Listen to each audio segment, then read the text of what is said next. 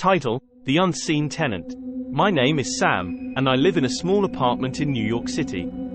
I've always been a loner, preferring the company of my books and art to people. My mother, who lives in Florida, had been nagging me about my solitary lifestyle. She insisted that I needed a roommate to keep me company. I finally gave in to her constant nagging and decided to rent out the spare room in my apartment. I posted an ad online, and within a week, I had a new roommate, Alex.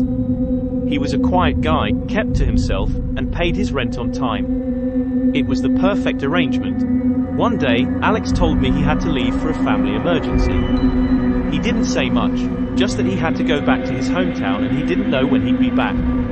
I told him to take his time and that his room would be waiting for him when he returned. A week passed, and I was enjoying the solitude. Then, one night, I heard the front door open. I assumed it was Alex, back from his trip.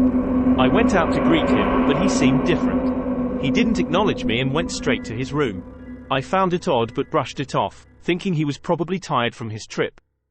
The next morning, I received a text from Alex. He said his family situation was worse than he thought and he wouldn't be back for another week. I was confused. If Alex was still away, who came home last night? I decided to investigate.